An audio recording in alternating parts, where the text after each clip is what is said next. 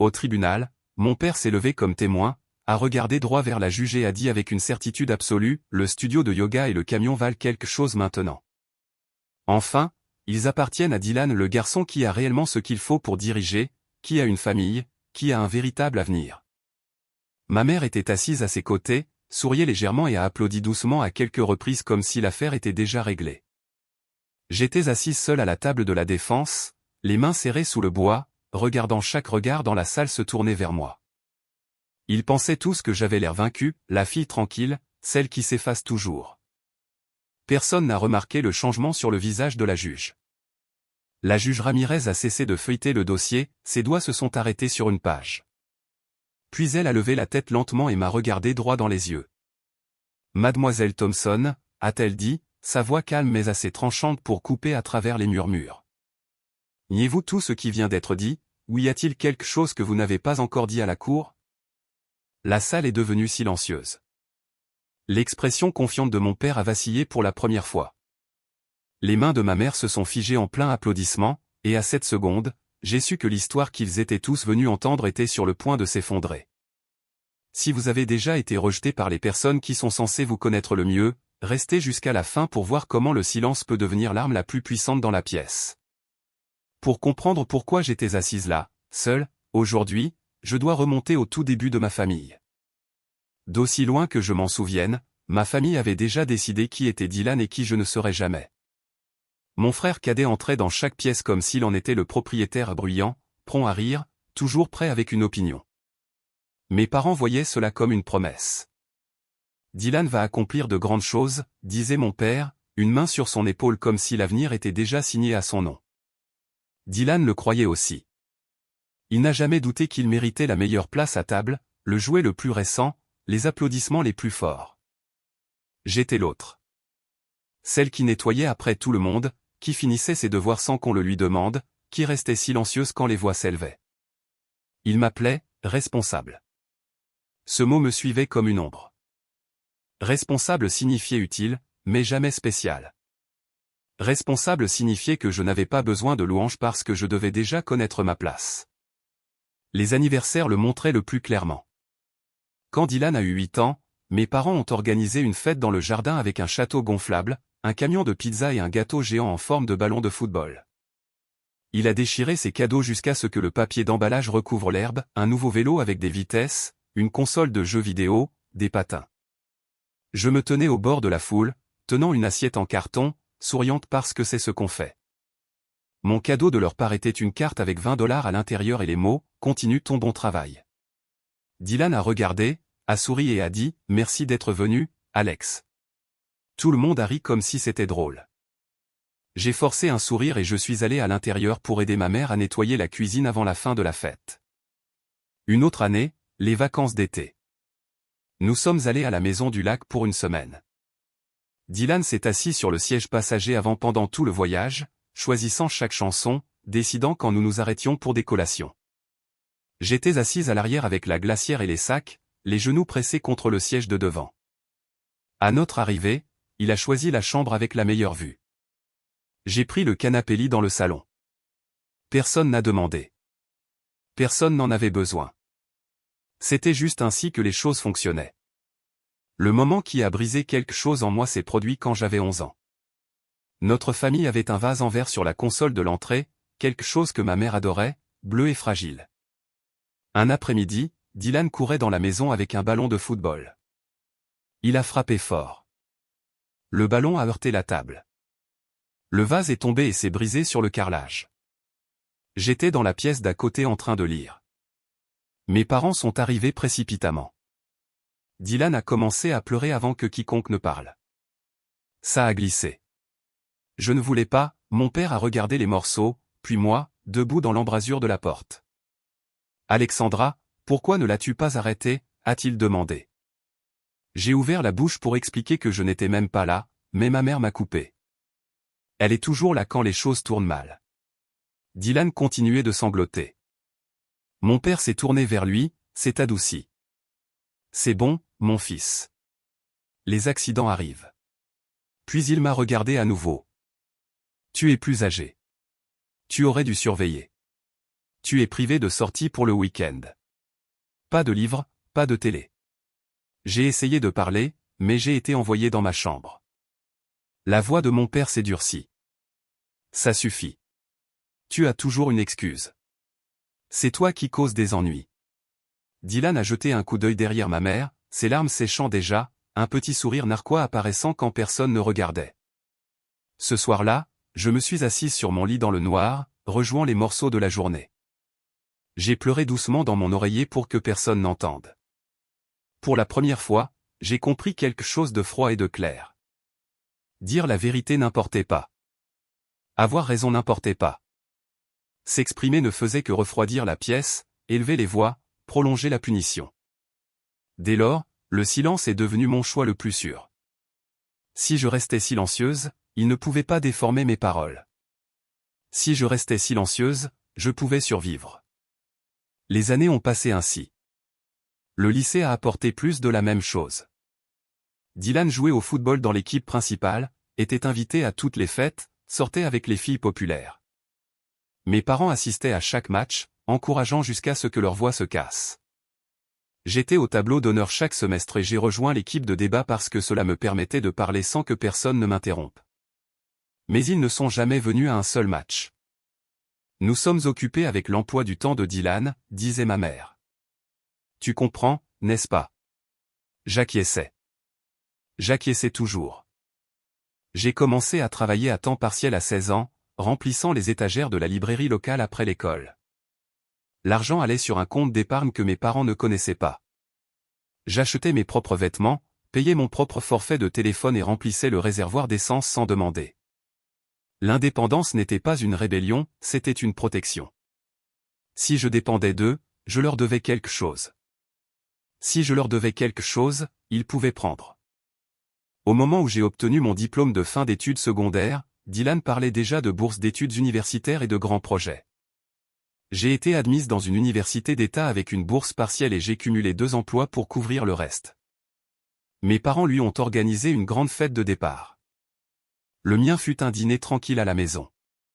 Tu t'en sortiras très bien, a dit mon père en me tapotant l'épaule. Tu es responsable. Je suis parti à l'université sans fanfare. Et pour la première fois depuis des années, la maison semblait plus calme sans moi.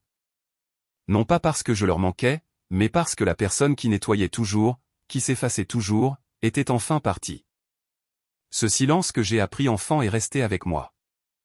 Il m'a suivi dans les dortoirs, les quarts de travail tardifs et les matins précoces. Il est devenu une partie de qui j'étais. Pas une faiblesse, une survie. Mais la survie a un coût. Et des années plus tard, quand le grand-père Harold m'a laissé le studio de yoga et le camion, ce coût est enfin arrivé à échéance. Le grand-père Harold est décédé paisiblement un mardi matin à la fin de l'automne. Il était malade depuis des mois, mais il ne s'est jamais plaint. La dernière fois que je l'ai vu vivant, il m'a tendu une vieille enveloppe contenant un testament manuscrit à un papier jauni avec sa signature tremblante en bas. « C'est à toi, Alexandra » a-t-il dit, pressant l'enveloppe dans ma main avec un jeu de clés et l'acte de propriété original. Tu as toujours été celle qui était là. Dylan ne l'a jamais été. Il possédait un petit studio de yoga à la lisière de la ville depuis plus de 30 ans. C'était un simple bâtiment en briques avec des fenêtres fissurées, des parquets usés et une seule grande pièce bordée de miroirs. Attaché à cela se trouvait un vieux camion de livraison qu'il utilisait pour transporter tapis, blocs, sangles et équipements sonores pour des cours en plein air dans le parc. L'endroit n'avait pas rapporté beaucoup de bénéfices au cours de la dernière décennie. L'équipement était démodé, le système de chauffage peu fiable et le parking avait besoin d'être repavé. Ma famille l'a rejeté immédiatement. Ce vieux truc, a dit mon père au dîner le lendemain soir. Ça vaut à peine le terrain sur lequel c'est construit. Vends-le vite et partage l'argent. Ma mère a acquiescé. Dylan a haussé les épaules et a changé de sujet.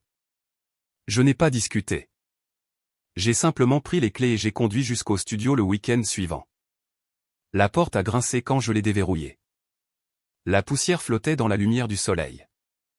Les miroirs étaient striés, les murs avaient besoin de peinture et le camion dans le parking arrière avait un pneu crevé. Mais l'espace semblait solide. On aurait dit quelque chose qui pouvait être réparé, quelque chose qui pouvait m'appartenir. J'ai commencé petit. D'abord, j'ai nettoyé. J'ai frotté les planchers jusqu'à ce que le bois brille à nouveau. J'ai lavé les miroirs avec du vinaigre et du papier journal jusqu'à ce qu'ils reflètent clairement. J'ai bouché les fissures dans les murs avec de l'enduit et j'ai peint tout l'intérieur d'un verre sauge doux. Le camion a pris plus de temps. J'ai remplacé le pneu, changé l'huile et fait vérifier les freins. Chaque dépense provenait de mon compte d'épargne, celui que j'avais constitué discrètement depuis le lycée. Je n'ai pas demandé d'aide à mes parents. Je ne leur ai pas dit combien de nuits j'ai travaillé tard au bureau, pour ensuite conduire directement au studio pour poncer des plaintes jusqu'à ce que mes mains soient couvertes d'ampoules.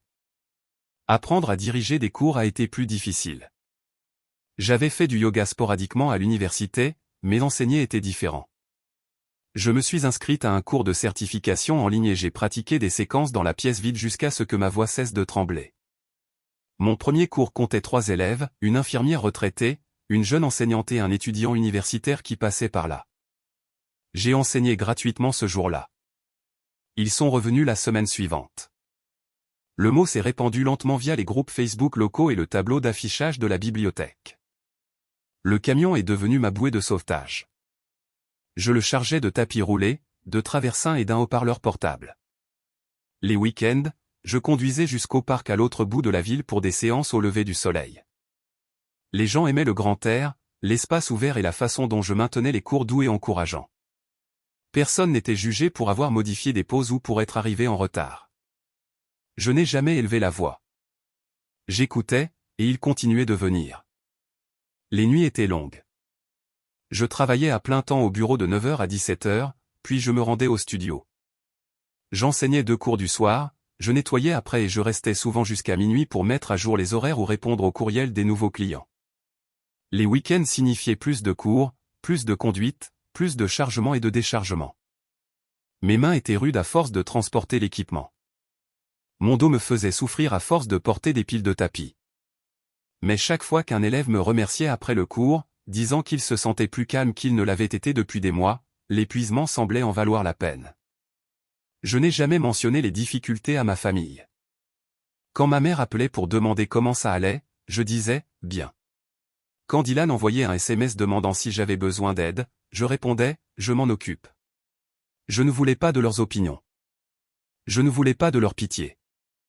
C'était à moi. Les mois sont devenus une année. Le studio a lentement changé. De nouveaux tapis ont remplacé les anciens épais, antidérapants, aux couleurs douces. J'ai installé un meilleur éclairage et un petit système sonore. J'ai ajouté des étagères pour les accessoires et un coin avec du thé et des couvertures pour la relaxation après les cours. Le camion a reçu une nouvelle couche de peinture et des pneus neufs. Les cours ont pris de l'ampleur. Ce qui avait commencé avec 3 personnes est devenu 8, puis 12, puis 20. J'ai augmenté légèrement les prix mais les ai gardés abordables. Les gens revenaient parce qu'ils se sentaient vus. Un samedi matin, après une séance en plein air bondé au parc, un groupe d'habitués est resté pour discuter. Cet endroit donne l'impression d'être à la maison, a dit une femme. Vous faites en sorte qu'il soit facile de revenir. J'ai souri et je les ai remerciés. À l'intérieur, quelque chose a basculé. Pour la première fois, je ne faisais pas que survivre. J'étais en train de construire. Le studio n'était pas parfait. Le toit fuyait toujours pendant les fortes pluies. Le système de chauffage cliquetait en hiver. Mais il était à moi. J'en avais mérité chaque centimètre. Et au fil des mois, la valeur a grandi pas seulement en dollars, mais dans la confiance tranquille qui vient du fait de savoir qu'on a accompli quelque chose de réel. Le studio a commencé à prospérer d'une manière que je n'avais pas osé espérer. Des cours qui attiraient autrefois une poignée de personnes remplissaient maintenant la pièce. Les séances du soir affichaient complet une semaine à l'avance. Les ateliers du week-end au parc attiraient des foules 20, 30, parfois plus. J'ai dû acheter des tapis et des blocs supplémentaires juste pour suivre le rythme. Le camion était sur la route presque tous les jours pour transporter l'équipement vers différents endroits. Les revenus ont doublé en 6 mois. J'ai engagé un assistant à temps partiel pour s'occuper des inscriptions et du nettoyage afin que je puisse me concentrer sur l'enseignement. Pour la première fois, les chiffres sur mon tableur étaient écrits en noir plutôt qu'en rouge. Les gens parlaient du studio. Ils aimaient l'atmosphère, calme, accueillante, sans pression d'être parfait. Je ne poussais jamais personne vers des pauses avancées. J'ajustais les séquences en fonction des blessures et proposais des modifications sans commentaire. Les élèves ont commencé à amener des amis. Un blog local sur le bien-être a publié un petit article sur moi. Un joyau caché en ville, disait-il. Les réservations continuaient d'arriver. Puis les appels téléphoniques ont commencé. Ma mère a appelé un soir alors que je fermais. Le studio devient occupé, hein, a-t-elle dit, son ton léger mais curieux. J'ai entendu parler par Madame Larson à l'épicerie. Elle a dit qu'elle était allée à l'un de vos cours. Elle a dit que c'était plein. Je me suis arrêté, la clé dans la porte. Oui, ça se passe bien. Elle a marqué une pause elle aussi. C'est bien. Vraiment bien. La conversation s'est terminée rapidement, mais quelque chose semblait différent. Elle n'avait jamais posé de questions sur le studio auparavant. Quelques jours plus tard, Dylan s'est présenté à l'improviste.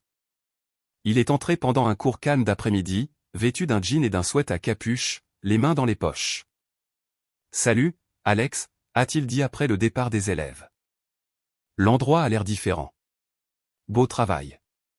Il a regardé autour de lui, hochant la tête comme s'il évaluait un bien immobilier. J'ai réfléchi. Tu t'en sors bien, mais c'est beaucoup pour une seule personne. Laisse-moi t'aider à gérer. Je pourrais m'occuper du côté commercial, le calendrier, le marketing. Nous pourrions voir plus grand. J'ai essuyé un tapis et gardé une voix égale. Je maîtrise la situation. Il a souri, mais cela n'a pas atteint ses yeux. Allez, on est de la famille. Pourquoi ne pas partager la charge? J'ai secoué la tête. J'ai construit cela seul. Je n'ai pas besoin d'aide. Il est parti sans insister davantage, mais la visite est restée dans mon esprit. Il n'a pas répondu tout de suite. Quand il l'a fait, son ton a changé. Tu travailles trop dur. Tu as l'air épuisé. Faire cela seul va te consumer. Tu n'es pas assez forte pour tenir sur le long terme. Je n'ai pas répondu. J'ai posé le téléphone et je suis retourné à la préparation du cours suivant. Mais les mots sont restés avec moi comme une écharde sous la peau. Il a rappelé quelques jours plus tard. Écoute, Alex. Tout le monde dans la famille pense que c'est moi qui devrais diriger. Je suis meilleur pour la vision d'ensemble. Tu es bonne pour les détails, mais cela devient trop grand pour toi. Tu as dit une fois que si cela prenait de la valeur, nous trouverions une solution. Tu te souviens? Je n'avais aucun souvenir d'une telle conversation. Je n'ai jamais dit ça. Il a soupiré. Tu étais fatigué. Tu ne t'en souviens probablement pas. Mais nous pouvons arranger cela. Signe juste un accord simple. Propriété partagée. C'est juste. J'ai raccroché. Mes mains tremblaient. Je me suis assise sur le sol du studio, fixant les tapis que j'avais achetés avec mon propre argent. La pièce semblait plus petite. Puis l'enveloppe est arrivée épaisse, de format juridique, sans adresse de retour. Je l'ai ouverte à la table de la cuisine dans mon appartement. Des documents judiciaires. Dylan Thompson contre Alexandra Thompson. Pétition pour le transfert de propriété du studio de yoga et du véhicule. La demande affirmait que j'avais accepté verbalement de partager la propriété, puis que je m'étais rétracté en raison d'une instabilité émotionnelle, causée par le surmenage et le stress. Y étaient jointes des déclarations sous serment de mon père et de ma mère affirmant qu'ils avaient été témoins de conversations où j'exprimais des doutes sur ma capacité à gérer seul. Ils avaient signé sans hésitation. La trahison m'a frappé comme un coup physique. J'ai lu les pages 2 fois, puis je les ai posées. Ma poitrine s'est serrée. Mes yeux me brûlaient, mais je n'ai pas pleuré. J'avais appris il y a longtemps que les larmes ne changeaient rien. J'ai appelé James Whittaker, l'avocat que j'avais trouvé grâce à un collègue de travail. Il a écouté sans m'interrompre. Je l'ai remercié et j'ai raccroché. La date d'audience a été fixée à 6 semaines plus tard. J'ai continué d'enseigner. J'ai continué de conduire le camion. J'ai continué de sourire aux élèves. Mais chaque soir, seul dans le studio après la fermeture, je ressentais le poids de ce qui allait arriver. Pas de la peur, pas de la colère, quelque chose de plus froid. De la détermination. Ils pensaient pouvoir prendre ce que j'avais construit. Ils avaient tort. Le palais de justice semblait plus froid que prévu ce matin-là. J'y suis entré seul, portant uniquement un dossier avec mes notes.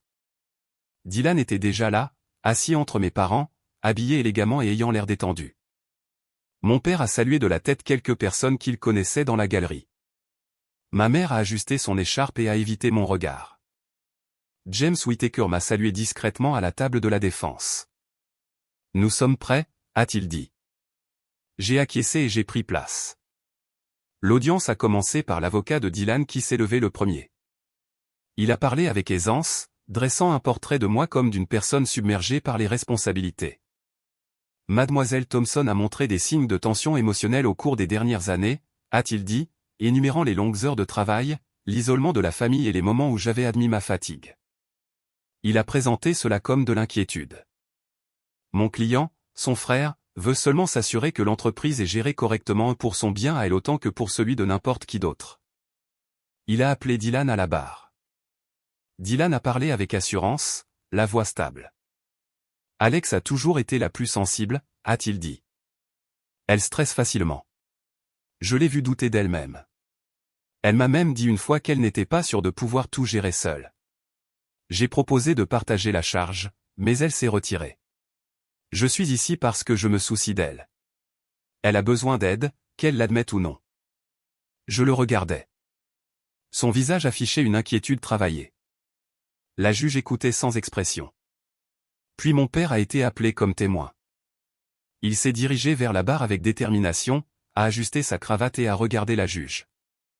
Alexandra est une travailleuse acharnée, a-t-il commencé d'une voix ferme. Personne n'en doute.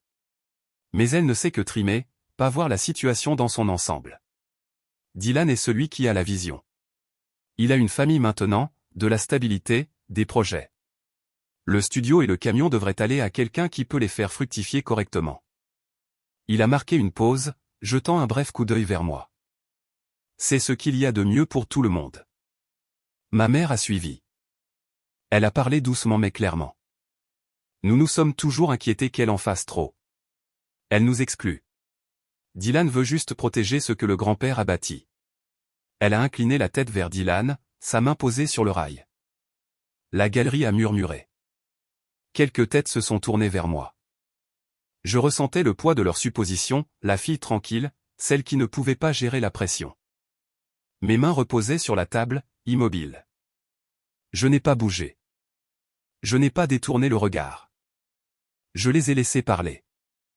L'avocat de Dylan a continué, citant des courriels et des SMS où j'avais mentionné être fatigué après de longues journées. Il les a présentés comme des preuves d'instabilité. Il ne s'agit pas d'avidité, a-t-il conclu. Il s'agit d'une famille qui prend soin de l'un des siens. James prenait des notes mais n'interrompait pas. Il attendait. J'attendais. La salle penchait en leur faveur. Mon père s'est rassis, satisfait. Dylan a souri légèrement à nos parents. Il croyait que l'issue était claire. La juge feuilletait les documents, son expression illisible. Elle a posé quelques questions de clarification, les dates des prétendues conversations, les détails des contributions. Les réponses de Dylan étaient rapides. Celle de mon père était directe. Celle de ma mère était approbatrice. Je suis restée silencieuse, non pas parce que je n'avais rien à dire, mais parce que je voulais qu'ils finissent d'abord. Chaque mot qu'ils prononçaient ajoutait des couches à l'histoire qu'ils avaient construite sur moi, et chaque couche rendait leur fondation plus fragile. La matinée s'est étirée. L'avocat a conclu son exposé par un dernier plaidoyer pour une résolution équitable. La juge a hoché la tête une fois. Nous entendrons la défense après la suspension de séance. Le marteau a frappé doucement. Pendant la pause, je suis sorti prendre l'air. James m'a rejointe. Ils ont dit beaucoup de choses, a-t-il noté. C'est une bonne chose pour nous. J'ai acquiescé. Le soleil était chaud sur mon visage. Je respirais régulièrement.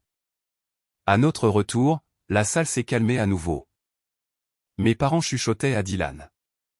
Il avait l'air confiant, mon père avait les bras croisés, certain. La juge a ouvert la séance. James s'est levé. Mais avant qu'il ne parle, la juge Ramirez m'a regardé directement. La pièce s'est tue complètement. Je savais que la partie suivante allait tout changer. James Whittaker s'est levé lentement. La salle d'audience était devenue silencieuse après la pause, l'air chargé d'attente. Il s'est approché du banc en portant un classeur mince. Rien de dramatique, juste de la précision. Votre honneur, a-t-il commencé d'une voix calme et égale. Avec la permission de la Cour, la défense souhaite présenter des preuves qui répondent directement au prétendu accord verbal. La juge a hoché la tête. Procédez. James a ouvert le classeur.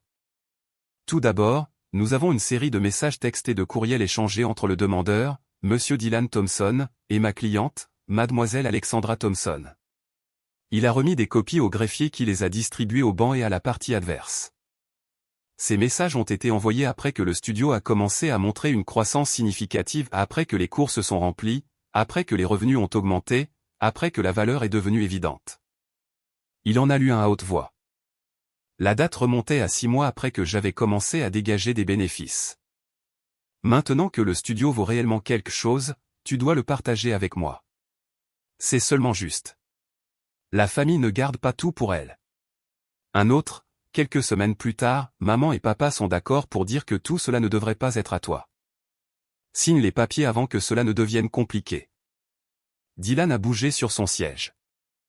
Son avocat s'est penché et lui a chuchoté quelque chose. Le visage de Dylan s'est crispé.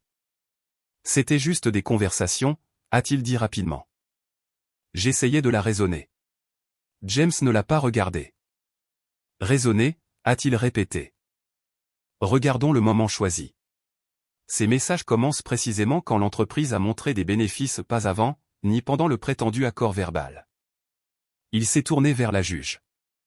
Il n'existe aucune trace d'une quelconque discussion préalable sur le partage de la propriété. La pièce semblait plus petite. Les bras de mon père se sont légèrement décroisés. Les mains de ma mère se sont serrées davantage sur ses genoux. James a continué. Ensuite, nous avons les dossiers financiers. Il a posé un autre ensemble de documents sur la table. Ce sont les factures pour les nouveaux tapis, les blocs, les traversins et l'équipement sonore acheté pour le studio. Il a pointé les dates, toutes postérieures de plusieurs mois à la prétendue promesse verbale de partage. S'il y avait eu un accord, il y aurait eu des contributions partagées. Il n'y en a aucune. Chaque reçu mentionne Mademoiselle Thompson comme seule payeuse. L'avocat de Dylan a objecté. Votre honneur, cela n'a rien à voir avec l'accord verbal. La juge a levé la main. Je vais l'autoriser. Continuez. L'agitation a commencé à gagner la table du demandeur. Dylan regardait son avocat, les yeux écarquillés. Mon père s'est penché en avant, la mâchoire serrée. James a pris une inspiration. Enfin, a-t-il dit, nous avons un appel téléphonique enregistré. Il a posé un petit appareil sur la table. Il s'agit d'un fichier audio d'une conversation entre le demandeur et ma cliente, enregistré légalement par Mademoiselle Thompson pour sa propre protection. La juge a haussé un sourcil. Procédez. James a appuyé sur lecture. La voix de Dylan a rempli la salle, claire et impatiente. Signe simplement les papiers de transfert, Alex.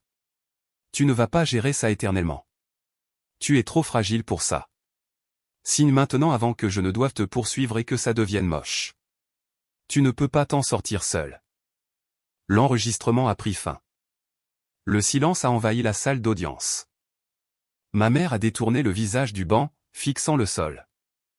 Mon père a baissé la tête, les mains agrippées aux rails. La bouche de Dylan s'est ouverte, fermée, puis rouverte. Aucun son n'en est sorti. La juge a regardé Dylan. Monsieur Thompson, reconnaissez-vous cette voix? Il a dégluti. Oui, votre honneur. Niez-vous avoir fait cette déclaration? Il a hésité. J'étais frustré. Frustré, a répété la juge. Son ton est devenu tranchant. Dylan a tenté de parler. Je ne voulais pas. La juge l'a coupé. Vous avez évoqué un accord verbal préalable dans votre demande. Pourtant, les preuves montrent qu'aucun accord de ce type n'existait avant que l'entreprise ne prenne de la valeur. Les messages que vous avez envoyés sont venus après le succès. Les achats ont été effectués uniquement par Mademoiselle Thompson. Et maintenant, Cet enregistrement montre que vous avez fait pression sur elle pour qu'elle signe sous la menace.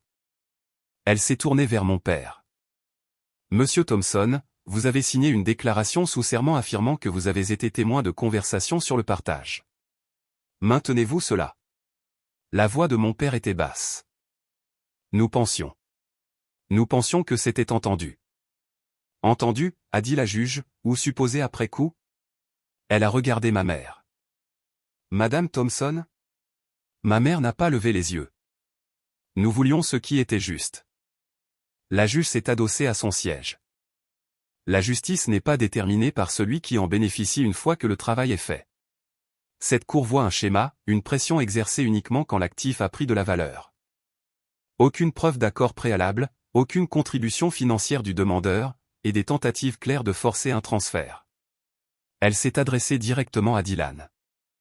Votre demande repose sur le fait de dépeindre votre sœur comme incapable. Pourtant, les dossiers montrent une gestion constante, une croissance et une responsabilité de sa part. Les preuves contredisent votre récit. La salle est restée immobile. Plus de murmures maintenant, juste le poids de ce qui venait d'être révélé. James est retourné s'asseoir. Il n'a pas souri, il n'en avait pas besoin. Je suis resté assise sans bouger. La vérité avait parlé d'elle-même, et elle avait été dévastatrice. La juge est revenue après une courte suspension. La salle d'audience était silencieuse, de ce silence qui pèse sur la peau. Elle s'est assise, a croisé les mains et nous a regardés chacun à notre tour. Quand son regard m'a atteinte, il s'est attardé un instant de plus. J'ai examiné toutes les preuves, a-t-elle commencé, d'une voix stable et délibérée. La demande du demandeur repose sur un prétendu accord verbal pour partager la propriété du studio de yoga et du véhicule associé. La déclaration sous serment et le témoignage à l'appui suggèrent une instabilité émotionnelle de la part de mademoiselle Thompson comme base pour une intervention. Elle a marqué une pause, laissant les mots se poser. Cependant, la défense a présenté une documentation claire, des dossiers financiers montrant la responsabilité exclusive de toutes les améliorations, achats et coûts opérationnels. Les communications du demandeur n'apparaissent qu'après que l'entreprise a acquis une valeur mesurable. Et surtout, une conversation enregistrée dans laquelle le demandeur fait explicitement pression sur mademoiselle Thompson pour qu'elle cède la propriété sous menace de litige. Elle s'est tournée vers Dylan. Ce n'est pas de l'inquiétude. C'est de l'opportunisme. Dylan restait rigide. Son avocat a fait un léger mouvement, mais la juge a continué. La Cour ne trouve aucune preuve crédible d'un quelconque accord préalable. Le testament manuscrit de M. Harold Thompson est sans ambiguïté, pleine propriété à mademoiselle Alexandra Thompson. Aucune contribution financière du demandeur n'a été démontrée. Aucun schéma de gestion partagé n'existe. La demande est rejetée dans son intégralité. Elle a regardé Dylan et mes parents. De plus, toute tentative continue de harceler, de contraindre ou de contester la propriété de mademoiselle Thompson pourra entraîner des conséquences juridiques supplémentaires, y compris pour outrage au tribunal ou des sanctions civiles. Cette affaire est close. Le marteau a frappé une fois sec et définitif. La salle a expiré. Quelques personnes dans la galerie ont bougé. Mon père fixait droit devant lui. Les mains de ma mère tremblaient légèrement. Le visage de Dylan était devenu pâle. Je me suis levé. Pour la première fois de la journée, j'ai pris la parole. Votre honneur, ai-je dit, la voix claire dans le silence. Puis-je m'adresser à la cour? La juge Ramirez a acquiescé. Vous le pouvez. Je me suis tourné légèrement vers ma famille. Ils semblaient plus petits, d'une certaine façon. J'ai passé ma vie entière à m'entendre dire qui je suis, ai-je dit. Que je suis responsable mais pas capable, que je suis travailleuse mais pas visionnaire, que je devrais m'effacer parce que quelqu'un d'autre mérite davantage. Personne ne m'a jamais demandé comment j'allais quand je cumulais 2 emplois pour payer le studio. Personne n'est venu voir les nuits tardives, les réparations, les cours que j'enseignais quand j'étais épuisé. Personne n'a proposé son aide. Ils n'ont remarqué que lorsque cela a commencé à réussir. J'ai marqué une pause. Les mots venaient facilement maintenant. Vous avez signé des déclarations disant que j'étais instable. Vous avez dit que j'avais besoin de protection. Mais la seule chose dont j'avais besoin, c'était qu'on me laisse seul pour faire ce que j'ai toujours fait, prendre soin de moi, parce que vous ne l'avez jamais fait. Mon père a ouvert la bouche, puis l'a refermée. Ma mère a regardé ses genoux. Dylan fixait le sol. Je ne suis pas en colère, ai-je continué. J'en ai juste fini. Je me suis rassis. La juge m'a adressé un petit signe de tête, rien de dramatique, juste une reconnaissance. Puis elle s'est levée. L'huissier a annoncé, l'audience est levée. J'ai ramassé mes affaires. James Whittaker a touché mon bras légèrement. Vous avez bien fait. Je l'ai remercié et je suis sorti sans regarder en arrière. Dehors, l'air était vif et pur. Je suis resté sur les marches un instant, laissant le bruit de la ville m'envahir. Aucun triomphe, juste une libération. Ce soir-là, je suis retourné au studio. Le dernier cours s'était terminé il y a des heures. J'ai verrouillé la porte derrière moi, éteint les lumières principales et n'ai laissé que la douce lueur au-dessus des miroirs. Je me suis assise par terre au centre de la pièce, les jambes croisées, les mains posées sur les genoux. L'espace était calme, pas de musique, pas de voix, juste le faible bourdonnement du chauffage et le craquement occasionnel du vieux bâtiment qui travaillait. J'ai pensé aux années précédentes, le silence que j'avais porté comme une armure, les nuits où j'avais travaillé seul, le moment où j'avais réalisé que m'exprimer ne changeait jamais leur avis. Aujourd'hui, j'avais parlé non pas pour les convaincre, mais pour fermer la porte. Mon téléphone a vibré dans mon sac. Je l'ai sorti. Des messages de ma mère, nous devons parler.